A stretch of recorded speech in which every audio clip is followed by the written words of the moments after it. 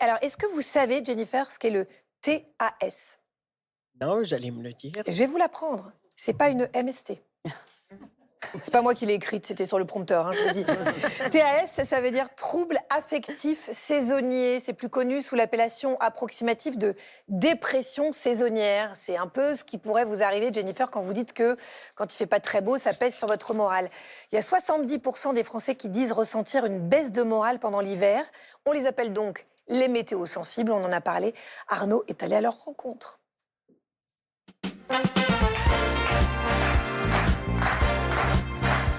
Alors, je ne suis pas allé la chercher très loin, parce que chez nous, à la rédac, c'est Clémentine qui est météo-sensible. C'est notre reporter qu'on adore, qui a toujours le sourire. Et alors, elle, la pauvre, elle vient du Sud. Donc, vous imaginez bien que le choc pour elle a été très rude quand elle est arrivée à Paris. Oh, la Je pense qu'elle pauvre. elle consulte même pas ses applis Et météo. maintenant, elle est à Paris 18. Ça la plombe. Ce qu'elle a fait, c'est que pour ce sujet, elle a partagé son spleen avec Kitri, qui, elle, alors c'est un degré au-dessus, elle est météo hypersensible, et vous allez voir pourquoi. Elle, ce qu'elle a fait, c'est qu'elle a carrément organisé toute sa vie autour de la météo. Donc autant vous dire que quand l'orage pointe, c'est un gros film d'horreur. Hé, coucou Clem, ça va? C'est sympa que tu m'appelles. Regarde où je suis. Il fait super beau. Et super chaud en plus. Et toi, comment tu vas? Bah non, ça va pas. J'ai froid, il pleut. Ah oui. Alors Clémentine s'est demandé si elle était la seule à vivre aussi mal le mauvais temps. Elle est donc partie à la rencontre de Kitri, chercheuse en économie, pour qui l'été et surtout le soleil est une véritable raison de vivre. Bonjour Clémentine. Bonjour Kitri. Tu es rayonnante. Merci. C'est grâce au soleil. Kitri est originaire du Sud-Ouest, alors à son arrivée à la capitale il y a 3 ans, ça a été un véritable choc. La découverte de la grisaille et du froid parisien a totalement bouleversé son moral. La quitterie, l'été et la quitterie l'hiver, c'est quoi la différence? Franchement, il y a des moments, je me dis, ça n'a rien à voir. Enfin, l'hiver ici peut être très humide et froid. Et pour moi, c'est des coups de couteau. Et la première année en fait, où j'ai vécu l'hiver à Paris, c'était pas moi. Genre, je me suis pas vraiment reconnue. Ah ouais. J'allais voir un psy à ce moment-là. Et le psy m'a dit, mais vous êtes peut-être sujette à des déprimes hivernales parce que l'hiver, je suis beaucoup plus anxieuse. Et je peux me réveiller anxieuse. J'ai beaucoup plus, de la tristesse, de la colère ou de la peur. Socialement, c'est plus compliqué.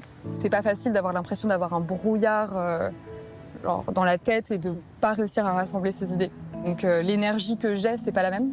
Du coup, je vais avoir tendance à plus manger parce que c'est un espèce de truc qui me contrebalance physiquement. Mais du coup, je prends du poids. Donc, il y a tous mes changements qui sont à la fois émotionnels, à la fois physiques. Et du coup, c'est vraiment des routines que je crée en hiver qui me permettent, en fait, entre guillemets, de vivre bien l'hiver. Alors justement, qu'est-ce que tu mets en place? Je peux faire 10-15 minutes de luminothérapie, ça me permet vraiment de me réveiller. Sans ça, je suis encore endormie jusqu'à 9h du matin et encore après. Il y a quelque chose qui me sort immédiatement d'une boucle d'angoisse, c'est le sport. Et en fait, me concentrer physiquement et mentalement, ça me reboot de mon humeur que je peux avoir le matin en voyant la météo et en ayant froid. Et c'est important pour toi d'accepter aussi la quitterie de l'hiver? En fait, on peut pas faire sans parce que de fait, elle est là.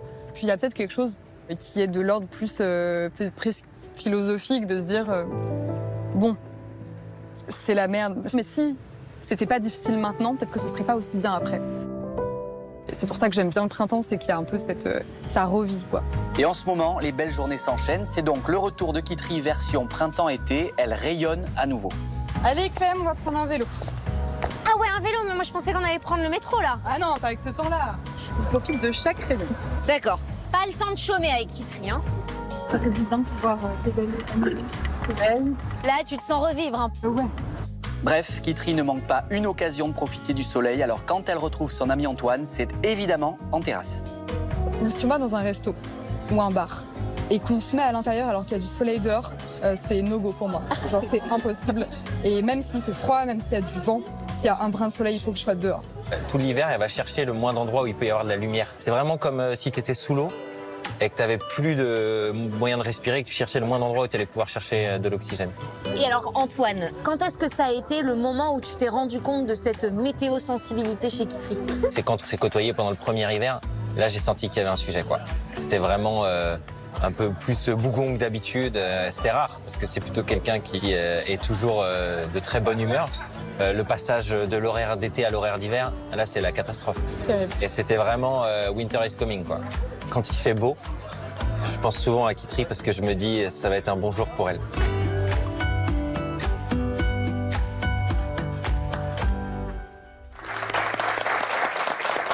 Alors, ce qui est hyper important à dire, c'est que vous l'avez tous compris, on ne maîtrise pas la météo. Il faut apprendre juste à vivre avec. Si je peux vous donner 2 conseils, c'est que si vous en avez ras-le-bol de la météo où vous habitez, vous pouvez vous expatrier. Et moi, je suis parti en tournage dans 2 endroits. Il y avait l'Islande. On est tombé dans une période de l'année où à 14h, il faisait nuit. Donc, il faut être prêt aussi. Ou autrement, si vous voulez du soleil, Los Angeles, plus de 300 jours de soleil par an. Ah ouais. C'est un bon choix aussi. Ah oui, c'est ça. Mais apparemment, c'est là où vous partez avec Jennifer. On y va tous les deux, on ne voulait pas le dire. partez j'avais pas vivre à- officialisé. On va se régaler, Jennifer. Si je peux me permettre, bon, Los Angeles, c'est très bien, mais il y a une plage que j'aime, moi, beaucoup. Ah d'accord, elle est en train de préparer Et son avenir. C'est la plage de la Caravelle en Guadeloupe. Et c'est là où il y a la maison de Alain Gillot-Pétry. Il faut lui rendre hommage aussi. On ira voir. Moi, je suis ouvert. Voilà. Mais la plage de la Caravelle en Guadeloupe, ah, si Dieu veut, j'y retourne. Je vais nous trouver une petite maison là-bas. Eh ben c'est beau. On est en train d'assister à une histoire d'amour qui se crée en direct, mesdames et messieurs. Levez la main si, comme Kitri, vous ressentez une baisse de morale quand il pleut dans le public. Ah oui. Ah oui, quand même. Quasiment 100%. Non, pas monsieur. Vous, ça va. Tranquille. Moi, j'aime bien quand il pleut aussi. Ah oui. Sarah, il y a Oui. quelqu'un du public qui a envie de parler de la pluie et du beau temps Mais aussi, oui. j'ai l'impression. Emma qui nous vient du sud. Et oui, Du sud. Vous allez comprendre pourquoi j'ai mis ce petit indice sonore. Allez-y. ouais, dans le sud, il y a une légende provençale qui dit que quand le Mistral il souffle plusieurs jours d'affilée, ça rend fou. Alors, en fait, c'est pas que le vent ou le Mistral rend réellement fou, c'est qu'effectivement, quand le vent dure et quand ce sont des vents secs, des vents puissants, ben, en réalité, ça va modifier, comme on a dit, en général, ça s'accompagne d'une modification de la pression atmosphérique, éventuellement de la température. Toutes ces variations-là, elles vont avoir des effets sur nos capacités physiques, mais aussi sur nos capacités mentales. Et donc, on sait que, par exemple, ces vents violents peuvent générer plus d'anxiété. Il y a eu une étude qui a été faite en Suisse qui a montré que ce qu'on appelle le Föhn, là-bas, qui est un vent qui est l'équivalent de votre Mistral, peut effectivement produire des dérèglements sur le plan de l'humeur, avec beaucoup plus d'anxiété, voire même dépression. Et donc, c'est vraiment pas un mythe, d'autant que si vous habitez le Sud et que vous avez subi le Mistral, vous avez vu ce que c'est que de se déplacer dehors quand il y a du Mistral.